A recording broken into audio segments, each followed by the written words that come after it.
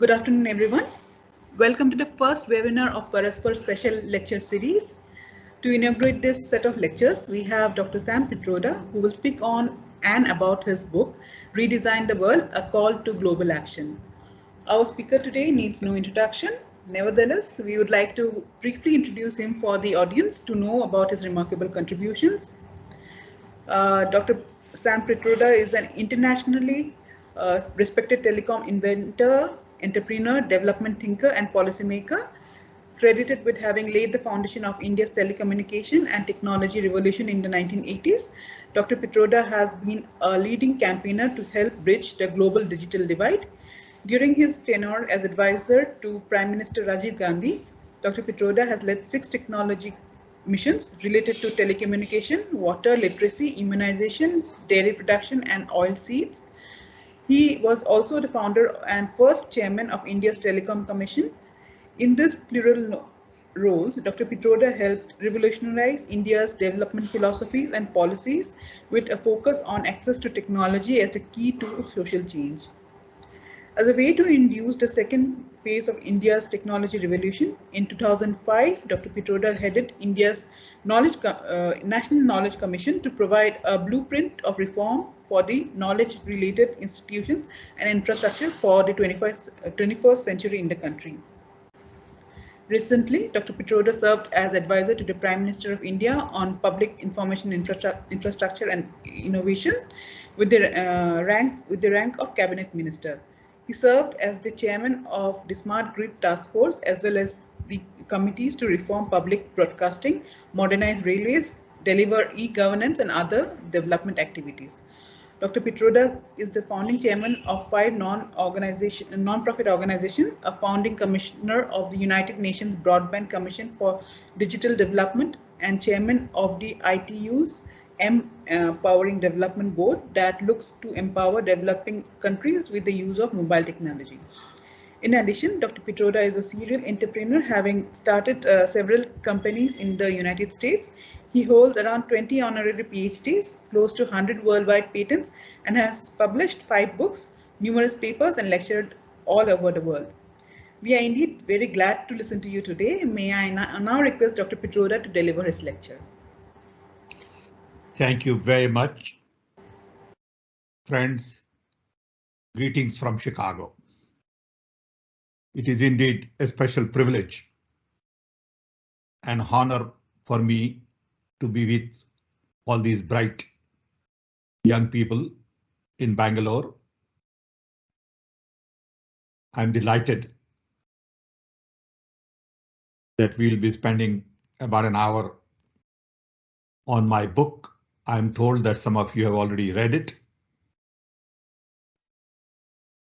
So I'd like to give you a quick overview before we open up for a broader conversation.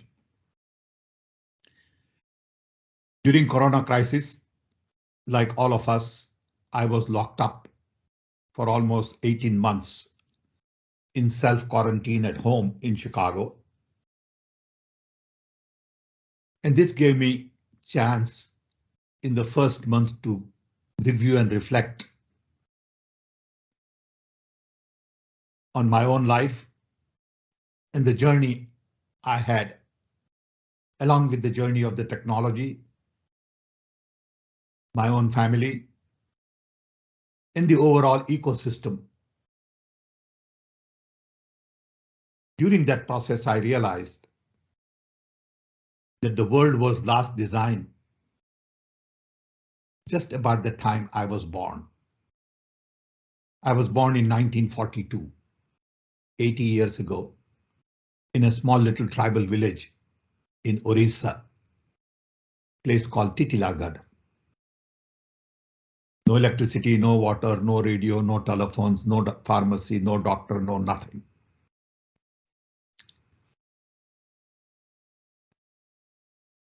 I was born during British Raj. So I've seen the independence. I've seen death of Gandhiji. I've seen lots and lots of interesting things in life in the last 80 years. In fact, the transistor was born 5 years after I was born. Since there were no schools in Orissa, my parents decided to send me to school in Baroda. Near Baroda, there was a small little village called Vidyanagar, where I studied in school and learned a great deal about Gandhian values. Then went to college in Baroda, came to America, got a degree in physics in India, studied electrical engineering in America, and used vacuum tubes in the early days, then transistors, then some of the integrated circuits, TTL logic.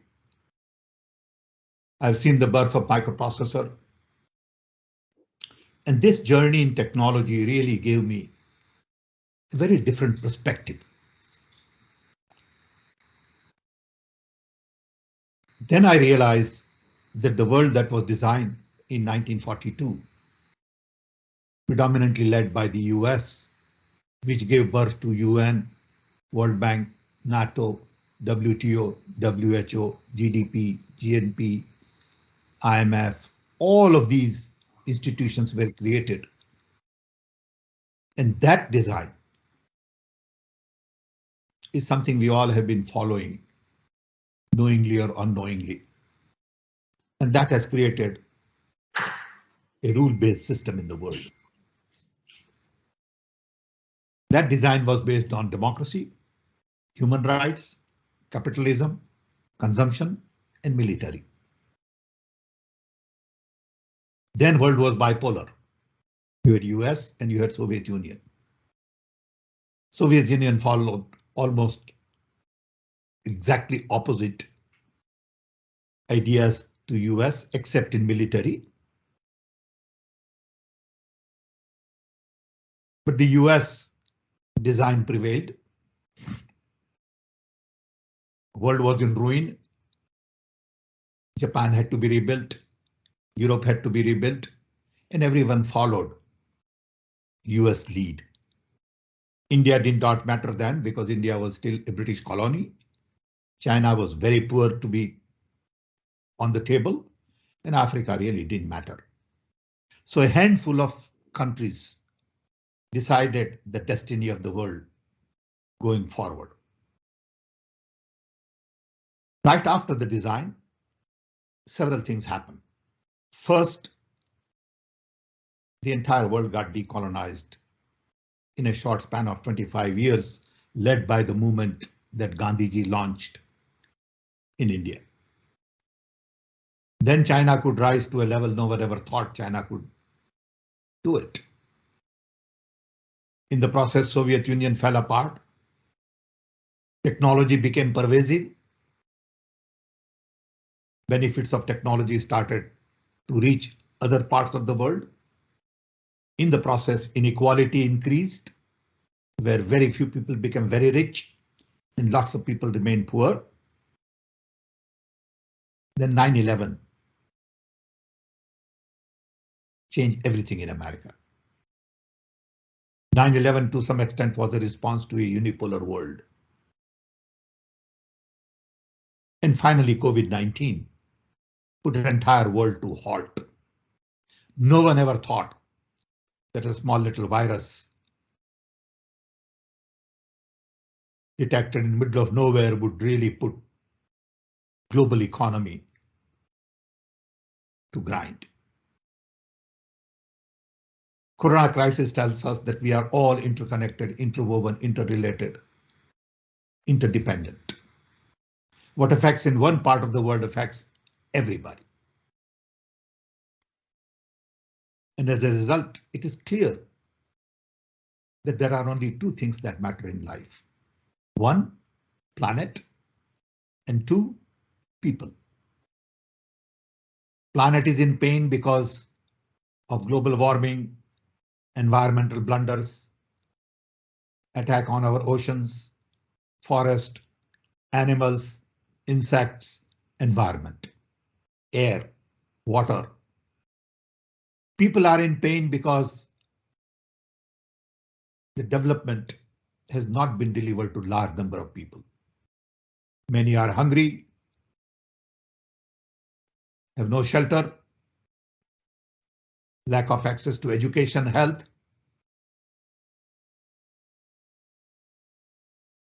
And now, mainly because of hyperconnectivity, we have new possibilities. For the first time in the human history, we are all connected. What does this connectivity mean? Hyperconnectivity is an opportunity where distance is dead, time is instant. And in this kind of environment, information and knowledge gets democratized. Implementation is easy at decentralized level, and many of the services can be demonetized. Hyperconnectivity is about content and context. For the first time, the entire world is connected. Almost connected. How do we use this connectivity to take humanity to the next level? And that led me to believe that it is important to analyze the last design. Last design did pretty well for 70 years. It lifted millions out of poverty. Peace has prevailed.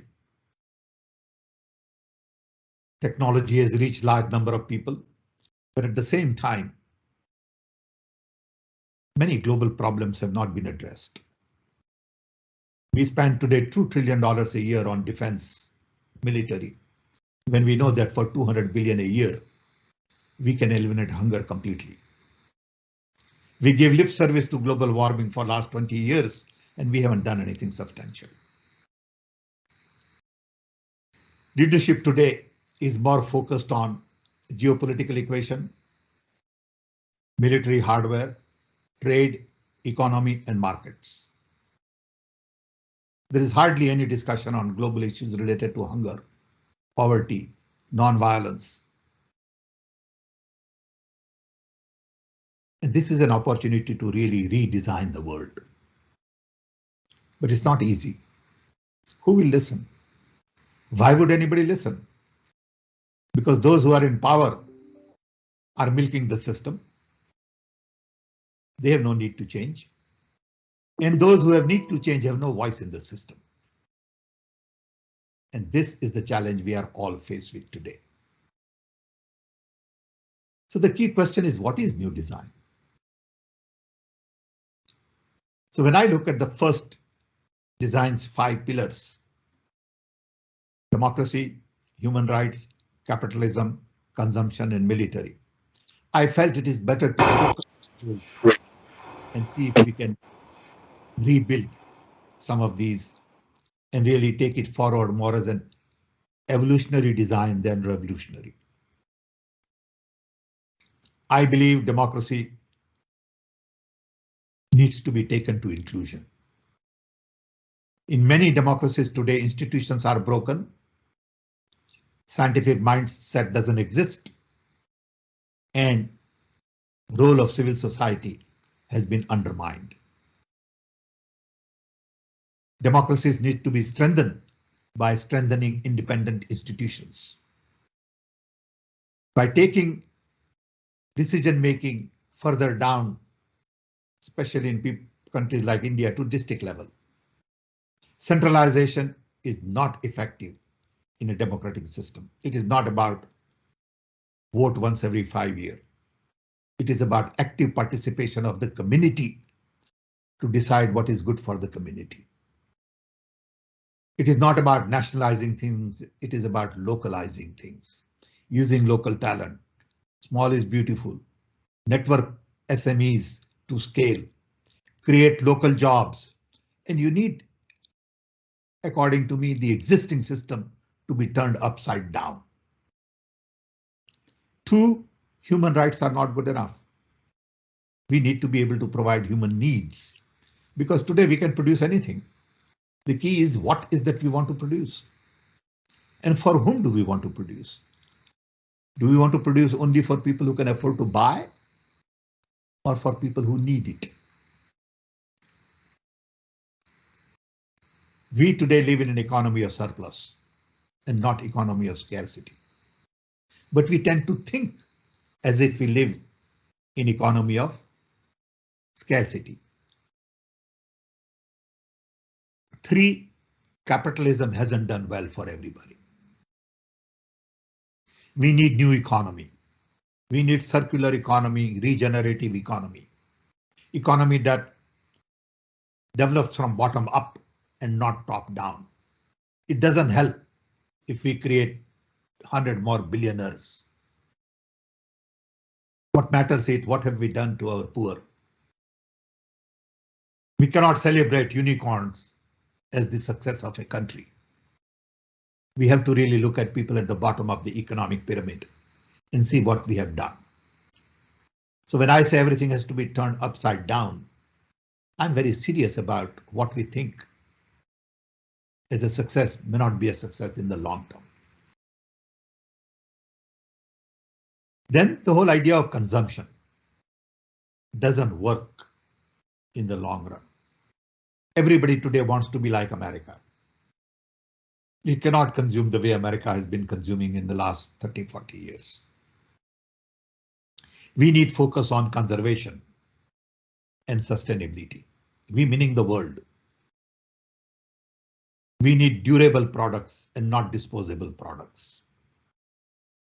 We need whole different mindset about sustainability.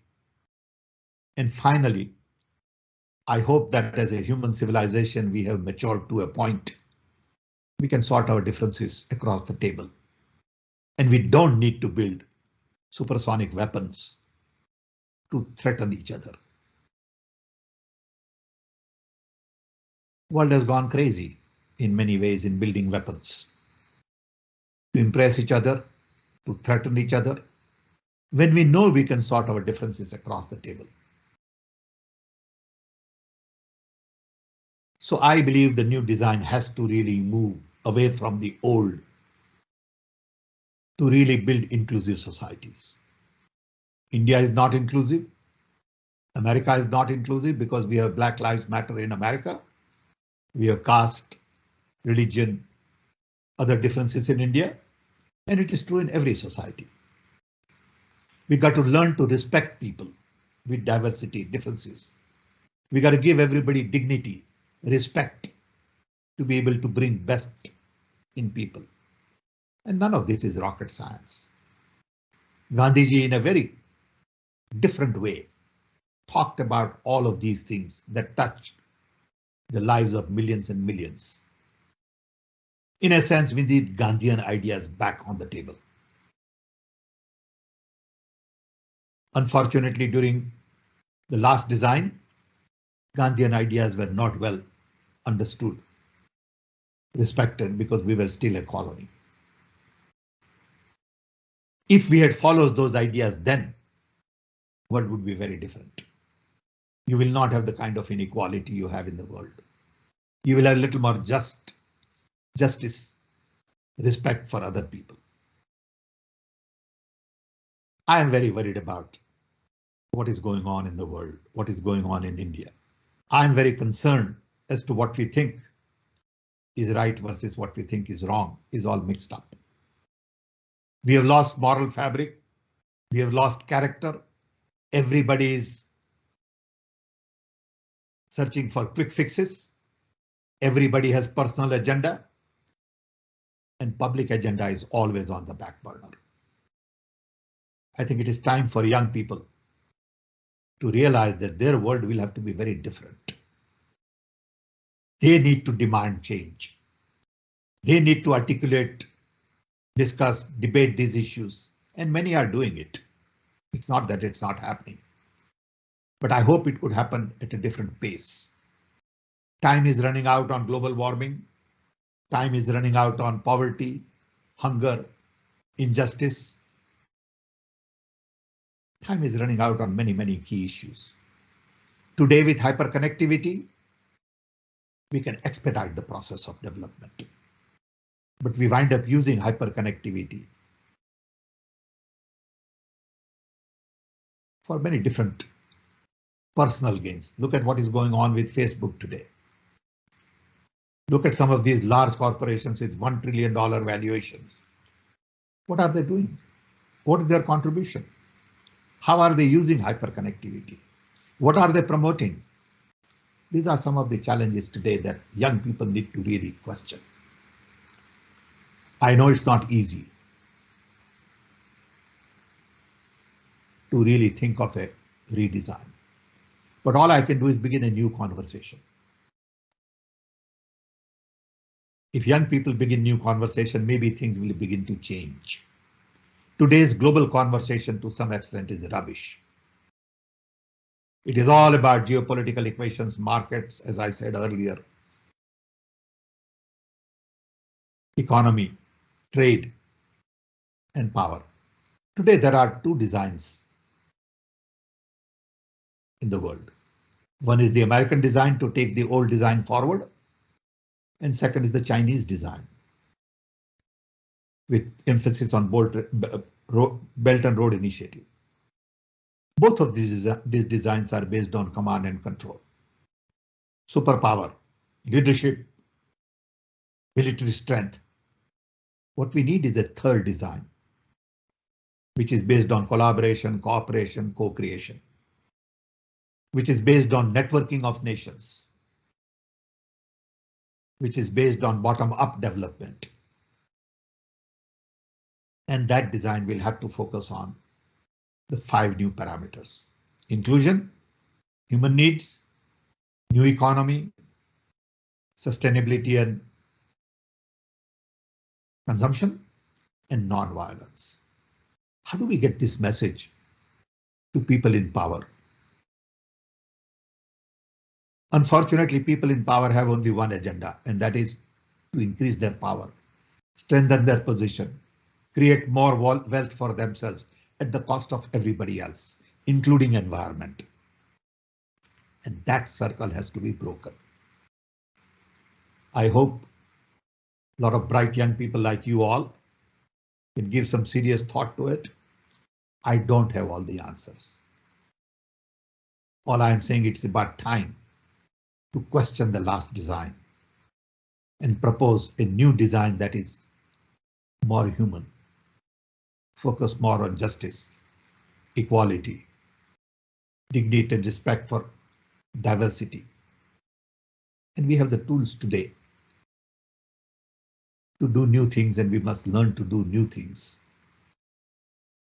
With this, I want to thank you for giving me this opportunity, and I hope we can open up for a broader conversation now. Thank you. Thank you, Dr. Pitroda. Since this this webinar series, we wanted to focus on the students of Indian Institute of Science. So we thought it would be good if the discussion is conducted by the students themselves.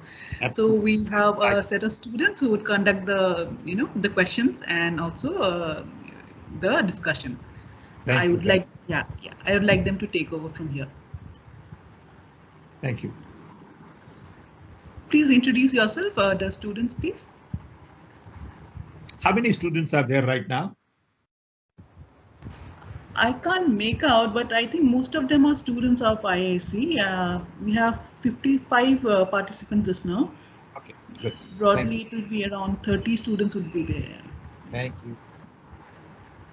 Go ahead, please. Hello, sir. Yes. My name is Ahmed Sheikh.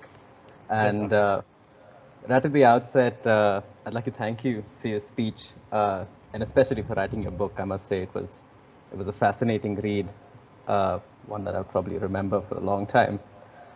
So maybe to kick things off with a few questions. I guess maybe the first question I had was, the more I read your book, the more I definitely wanted to believe in the philosophy of the book and the philosophy of really believing in non-violence and the 5 pillars, and it really resonated. Though I had this one question where time and again history has showed us when a large group of people, really do believe in something, you often have fringe elements, that are more selfish, that, look to gain more power. Examples like companies like Wirecard, Theranos, Enron, OneCoin, the list goes on. Even Wall Street, Bernie Madoff himself. How do we stop this from happening? Because each and every one of these figures seems so benevolent from the outside. We all want you to believe in them. They all seem to embody all 5 pillars of this book, but at the end of the day, they turned out to cheat the world for billions. Most recently, even the company Nikola. So how would you say we watch out for them? What would you say is the best way to avoid this? I think we need better surveillance. We need better openness. We need better transparency, which we have not built in the past. Okay, we get impressed with the facade. We get impressed with bazaars. A nice suit, and you take many cases here. You see the people in front are con artists, and we don't do enough good checking on their values. At the end of the day in life, values matter. What you believe in. Do you believe in truth? Do you believe in trust? Do you believe in love? I mean, if you and I connected, I don't need to worry about our differences. I need to worry about our fundamentals. Okay, people don't build trust. People work on mistrust, lies. Look at the lies that go on in India today. It is amazing that people believe these lies. They promote these lies. They join to promote these lies. So ultimately, we need to build a society which is based on trust, love, and not differences. Today, love has been converted to hate. Truth has been converted to lies. Trust has been converted to mistrust. And these are the people who are flourishing. Okay, and that is the problem. And it's not going to be easy. Believe me, you will always find people who would like shortcut, who would like to cheat the system to gain quickly. It'll happen. The question is, how can we minimize it? We can't get rid of it. So we have to try our best. It's a journey. There'll be, if enough of us believe in truth, trust, and love, it'll be there. If enough of us don't believe in it, it won't be there. Okay. But thanks, sir, I feel as much as you're emphasizing on trust and having that belief, I think it's also important that you need to be vigilant and aware of all the narcissistic and manipulative trends that are coming up everywhere. Agree. Right. Completely agree. Yeah. And are we using big data and analytics for that? Or we are using big data and analytics and all this stuff for control? I think it's up to us. And look at what goes on in social media. Attacks on people, fabricated, the basic problem in social media is unauthenticated behavior. When Ahmed says, I am Ahmed and I take responsibility for what I said, I respect that. But when somebody wants to hide behind veil and attack everybody on every issue, and there are 500 people who gang up on you, people think, oh my God, social media is attacking you. It's really not social media attacking you. It's a bunch of crooks who are hiding behind, who are attacking you. Yeah. Okay. I mean, it happens to me many times. My wife would say, oh my God, look at all these people. I said, they don't exist.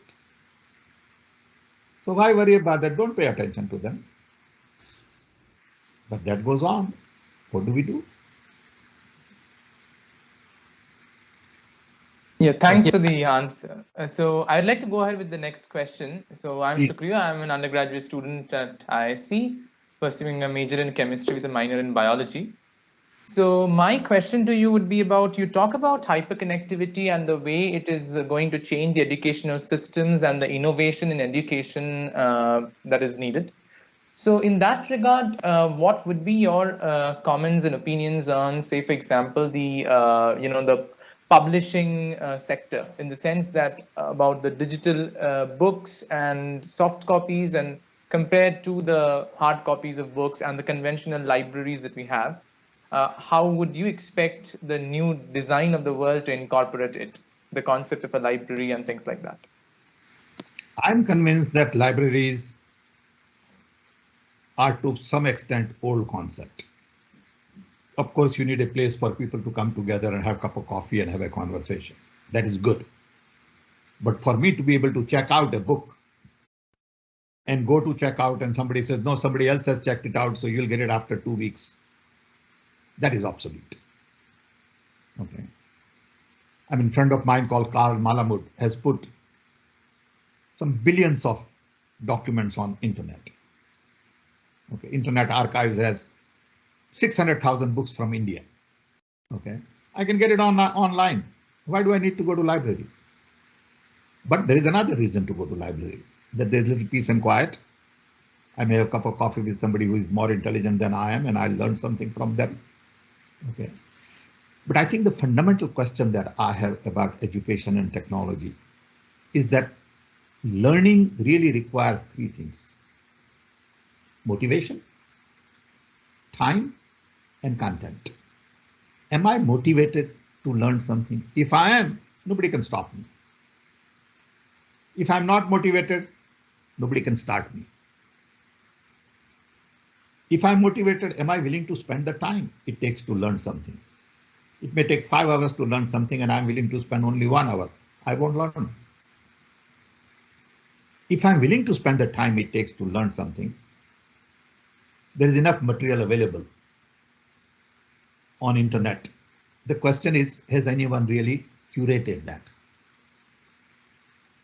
Today, when you Google something, you get 2 million documents. What do you do with it? It's like giving me 5,000 paintings and said, look at it. No, I want to look at only 50, the best one. Let somebody else curate it. So you need curation. In addition, personally, I would like our education to make you self-learner.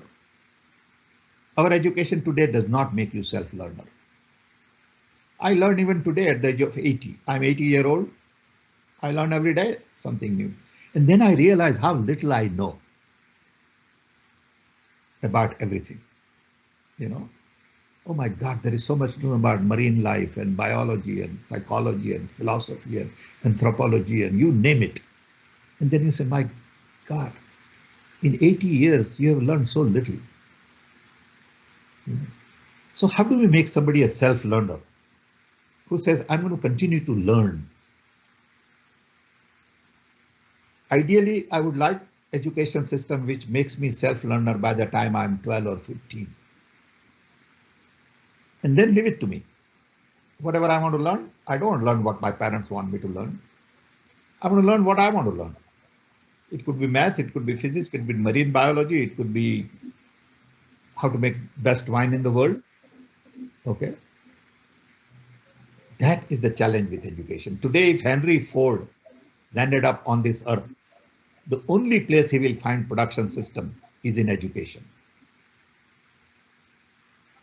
Everybody goes to the school, same course, same textbook, same exam, then, you exit and they give you a certificate. It's a manufacturing plant. Okay. It is not to get best out of you and really tailor make to each individual learner. Today, it is a factory, and the factory gets to be decided by somebody sitting in Delhi in India of what should be taught in some district. Come on, give me a break. Who the hell is this guy in Delhi who decides what to teach? Okay, how much to pay a teacher? It's all broken. Everything is broken, believe me. Okay, we got to turn everything upside down, and we celebrate these things. And we think they're great, and we think, oh my God, what a wonderful decision on education policy. Okay, it's all bogus. But poor students can't say that. Look at kids go through their exams and the pressure and the test and all this stuff is a manufacturing process.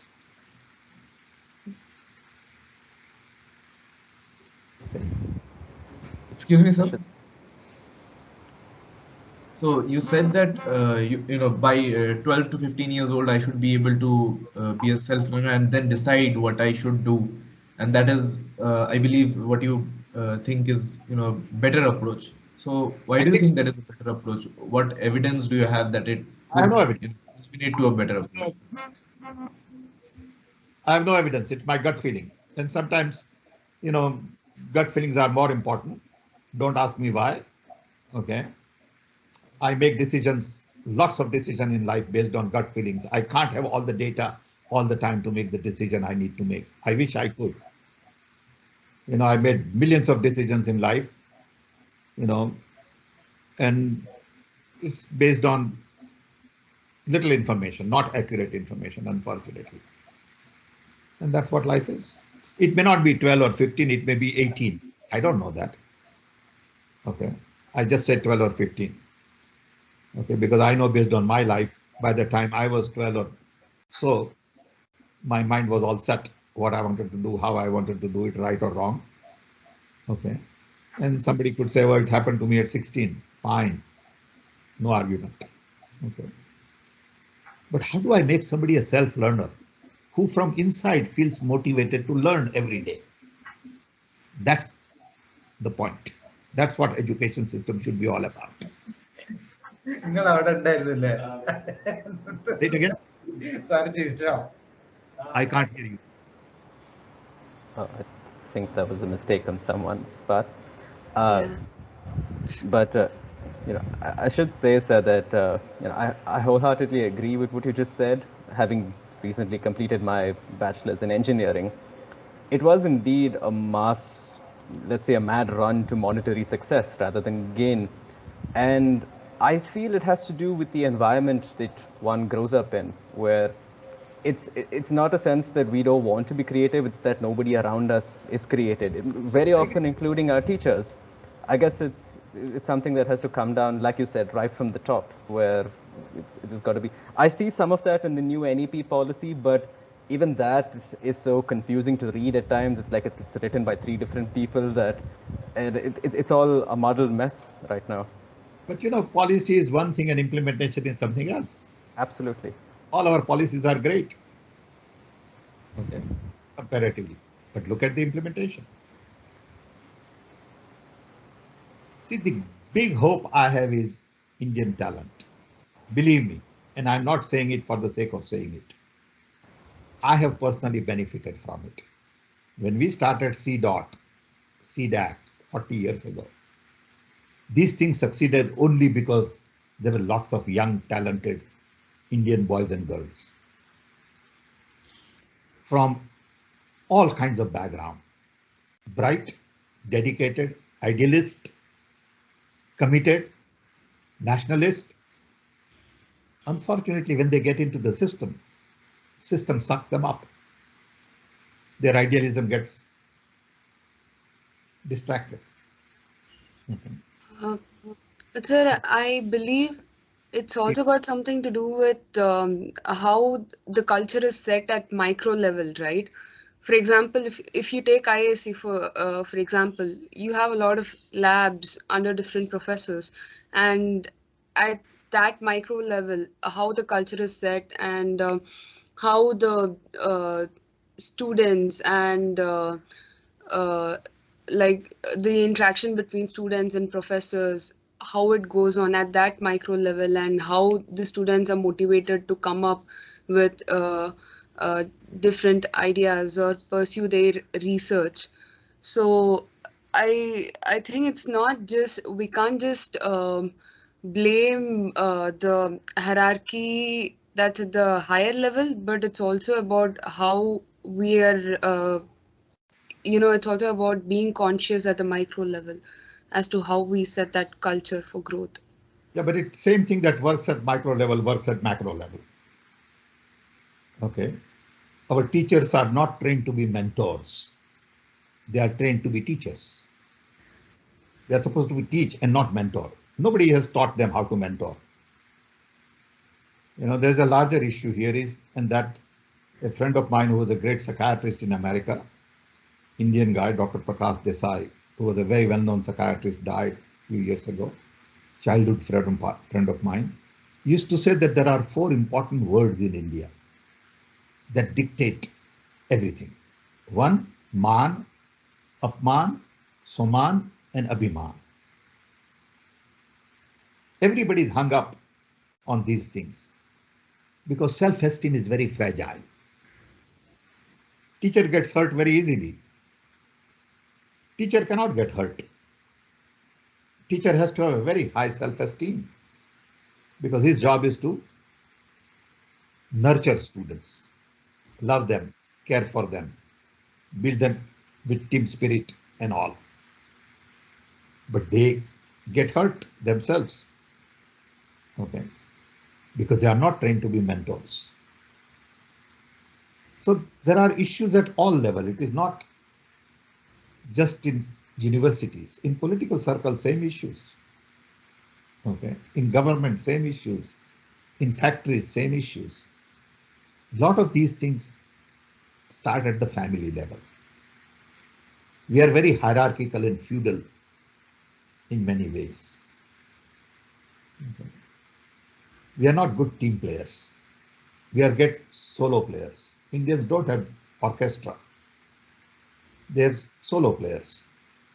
Okay. There is a big difference. Okay. So there are lots of issues. The question is, within given situation, how do we make best out of it to really build inclusive society, to bring best in everybody? How do we treat our women? How do we treat our children? These are very complex issues, and it begins at home. Violence begins at home. Let's not forget that. Okay, it begins on the street, in the neighborhood.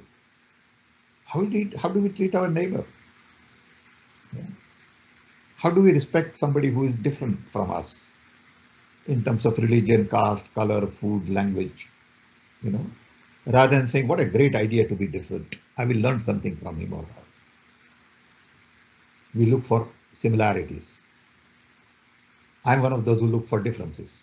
What a boring thing it would be to have everybody like me. You know, I want diversity.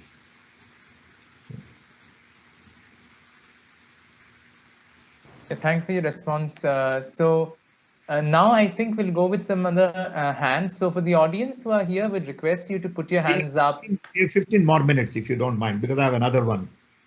Yeah, okay. Yeah, sure.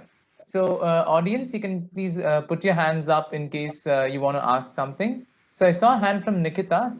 So Nikita, you can go ahead.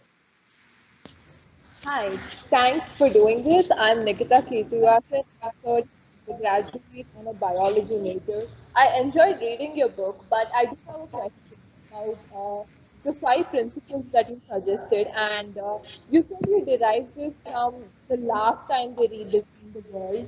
But I had a question regarding that. If you look at the United Nations, the Security Council has 5 fixed seats, and these 5 countries have been in power ever since then for 75 years. So I wouldn't say that that design was inclusive. So I want your thought on that and what you would suggest, say if a replacement was to be built. If you were to build United Nations today, and especially because there are non-democratic countries, and in a way to ensure that they do progress towards democracy, you need to engage in conversation with such countries. But if you impose democracy, you can't get them to come to the table to even have a conversation. A lot has been written on reforming UN. A lot of people inside and outside have commented on it, including me, in many forums. I was once invited to give a talk at World Bank, where all the World Bank executives were there, and I sort of talked about, reforming World Bank. Okay, we all have our ideas. Not that I have answers, but can we put together a team and say, okay, how do we reform UN? and here is a blueprint and let's do it. Just to give an idea, you know, and it's nothing to do with religion. Okay, but let's look at a little broadly. If we have over 1 billion Muslims and over 1 billion Hindus, why aren't they on Security Council? Why isn't any Muslim country on Security Council? Okay, nobody is asking that. Okay. And then you expect that they have your respect. How can they have your respect? You have not treated them well. Okay. As an example. Now you can argue about it. Okay. So the structures set up today are set up by people in position of power to preserve their power and position. It is not really set up to give justice to humanity. It is not set up to preserve our planet and our people. Okay. I mean, look at all the discussions at G20 and G7. Everybody goes there as a head of marketing. And when the prime minister or president comes back home, everybody claps. Oh, you sold this idea. Oh, you made a deal on defense. I mean, come on, give me a break. Okay.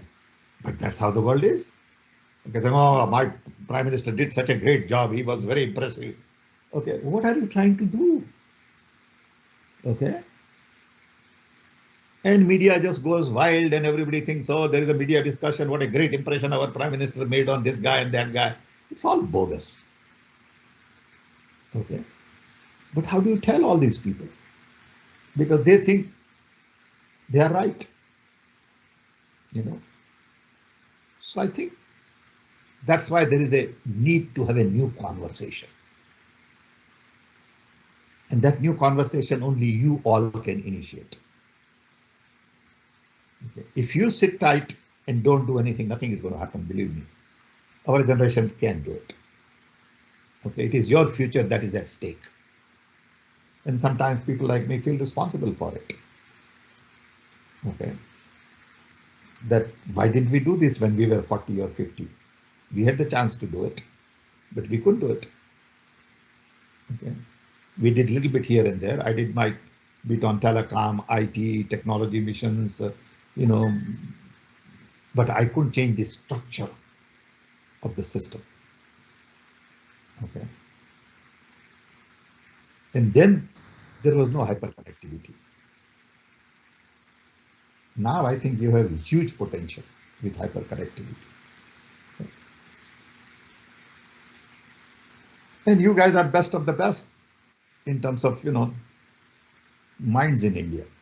The fact that you could get into this institution itself is a great testimonial. And if you don't think, who else will think? Okay. Some flunky in some local, you know, third-rate college is not going to be able to do that, perhaps. Perhaps. Okay. Okay, so now we have a hand from Sushmita. Sushmita Janakiraman. Sushmita, go ahead. Hi, sir. So I read your book on redesigning the world, and the chapter on conservation and sustainability caught my attention. So I feel conservation and sustainability comes with a cost, right? For a simple example, like if you take all the day-to-day goods, you have a lot of small businesses that are cropping up everywhere that follow sustainable practices and plastic-free packaging for, say, home essentials, stationery, sanitary napkins, and whatnot. But then these are not available off the shelf. They're not, you know, easily available for common people. You will have to put extra efforts, or you'll have to order them online, and you have to pay additional shipping prices that come with it. So there are two aspects to this. One thing is people, not everyone cares so much that they want to go sustainable, but they don't realize that it's gonna affect them indirectly. And secondly, I feel the government or the higher authorities will have to come up with policies supporting these local businesses and sustainable practices, and they'll have to start taking climate change and conservation seriously. Otherwise, 10 years down the lane, you're going to have a lot more pandemics and epidemics of this sort. You don't even know what might come. Completely agree, Susmita. Yeah. I agree with you. So what do we do? Exactly. One thing is that I think we need sensitization. No, there is a price to be paid for everything. Yeah. Nothing comes free. Okay. If we are not willing to pay the price, we'll have to face the consequences. Okay. That's all. Okay. But it should be a collective effort. It will. That's what I was just going to say. Each one of us will have to do it. And you said collective effort. Agree? Okay. You know the answer. Yes. Okay. The question is, are you going to speak up in your neighborhood? Are you going to make an issue out of it when you see injustice, or you are going to keep quiet? Okay.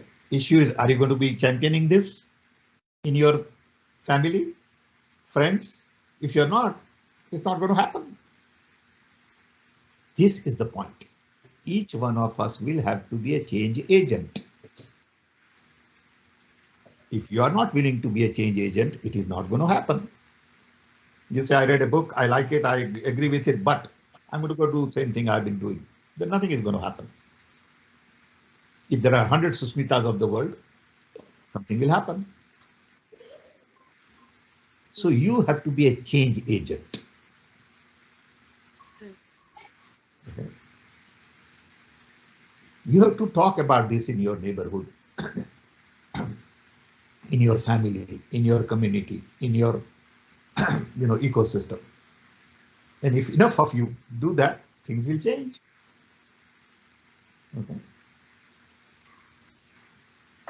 Agreed. Okay. We have 5 more minutes. Yeah, so we can take a question from Suresh KK. Yeah, please go ahead. Yeah, thank you so much. Thanks for your insightful conversation, Mr. Pitroda. I'd seen you, I think, many years back.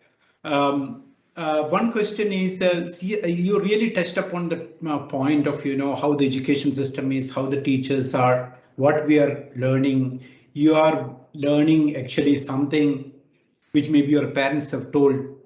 And these are all actually not new. And of course, it is a little bit of the gravity is maybe more in India because of our Eastern culture. Maybe West, it is a little more better. But fundamentally, when I look at it, even a small device when we buy, it comes with a thick user manual how to operate this. Maybe the human beings does not know how to operate ourselves, and maybe the reason that we do not know what we are supposed to do. If at all I get my user manual also, I do not know how to read. It comes with me, but I don't know how to read. And if at all I try to read, maybe my parents replace me with my, one of the bright kids user manual with me. And finally I get lost in life. So rather than learning maths and English and then stuff like that, and as you mentioned that at the age of 12, some people get it, but there are people even at the age of 60 that do not get it what they want. How can we include learning about yourself and reading your user manual and do something wonderful? Because you mentioned about motivation. That comes when you know that what you are. How to basically imbibe this in humanity as a course, maybe the fundamental course. And then once you learn that by learning cycle, you become an expert and it become a habit for you. And the non-violence, everything comes with it. I agree with you 100%. In fact, I have 2 kids. One went to Harvard, got an MBA, MIT engineer, and a daughter who went to London Business School and got an MBA, and she was economist from Michigan. And when they got an MBA, which cost $200,000 to get it, I realized that nobody teaches them a course on self. I would like to teach a course on self. What is self? How do you make a good self? self that is respectful, disciplined, ethical, moral, self that is analytical, self that is creative, self that is rooted in fundamental values. And that's what you're talking about. You're talking about a manual for an individual. Why do we have largest number of prisoners in America in a highly educated country like this? Okay. Why do people take so much drug? Okay. And then we worry about drug and violence and all this stuff. Okay. Look at all the issue going on some little, drug today in India on TV 24 hours a day. Okay. I mean, it's a bogus stuff. It's all bogus. Okay. Some little kid took a drug. Fine. I don't agree or disagree. Let the court decide. Okay. The whole nation doesn't need to focus on it. Okay. Can we put that much energy on hunger, poverty, problems of rural in India? No. Why don't we do that? So I agree with you that we need a manual on self. But it's there. It's there in our culture. It's there in our tradition. It's in our family. It's there in Gandhian ideas. Okay, it's all there. Do we want to believe it? It's not rocket science. At the end of the day, it consists of 10 basic ideas, according to me. And you can add or subtract few. One, truth. Trust. I trust Suresh for what he says. I don't need to investigate Suresh. If Suresh says, look, I have a degree in this, I trust him. I don't need to see his certificate. Okay. How do you build that trust between people? Because trust brings love. So truth, trust, love. Democracy. Equal rights. Suresh says same thing, same rights as I have. Okay. Then justice. Democracy, diversity, inclusion, respect for other human beings. There are 10 things that you need to understand in life. And then everything flows from that. These are the values. If you don't believe in these values, don't practice these values, you'll have a tough time. Okay, that's what Suresh is saying. I agree. But nobody teaches you all that. No business school teaches you how to build self. Okay. They also do not know, I think, because they also would have not read their user manual. Even a statistics about Harvard University says that 80% of the students after passing out, they do not even know that what they are supposed to do with their degree. Suresh, what do you do? We have actually set up a special project in Indian Institute of Science for Government of India, which is basically India Urban Data Exchange. We take all the national data, bring it to a national data platform and share the data. Pardon? Are you a professor there? No, I basically came from industry to lead the project. Why don't we write a manual? Let's do it. Okay. I can do it for data, but when it comes to the user manual of human beings, I also do not have much knowledge. So because I have not learned, I'm not trained or I'm not learned. You have enough talent at Bangalore Institute of Science to be able to do that. Okay. Let's start with the first draft, even if it is pages. Okay, it's a good idea. Okay. Yeah, you have inspired me actually today to do that. I will connect with you. Connect with me. Sure. Okay. Yeah. How do I connect with you? How do I connect with you, sir? So I give you my sam@sampitroda.com. Okay. sam@sampitroda.com. Pitroda. Okay. Okay. I would love to have a chat with you. Sure. Definitely, I have something more to discuss with you on the same lines. Yeah. Thanks so much. Everybody. I got to go. Yeah. Okay. Thanks. We can have another session sometime if you wish. We'll have a longer chat. Okay. Thank you, Dr. Pitroda. So I would request Nikita to present the vote of thanks shortly. Okay. Nikita, go ahead. Yeah, can you hear me? Yes, Nikita, I can hear you now. Yeah. Thank you so much for taking time out of your busy schedule to join us. And we really appreciate the opportunity to interact with you and to get your thoughts on some of the questions we had after reading your book. And it was truly our pleasure to go through your book, and we're looking forward to the complete release. And additionally, we would also like to thank the Office of Communication for setting this up on behalf of the students of IISc. Thank you, Bitasta ma'am and Professor Kaushal Verma for this. And thank you everyone for joining us today. Thank you. Remain connected. Okay. Love you. Thank you. Bye. Sir. Thank you so much. Bye. Thanks, Suresh. Don't forget to connect with me. Yeah, sure, sir. Thank you so much. I'll connect with you. Thank you, sir.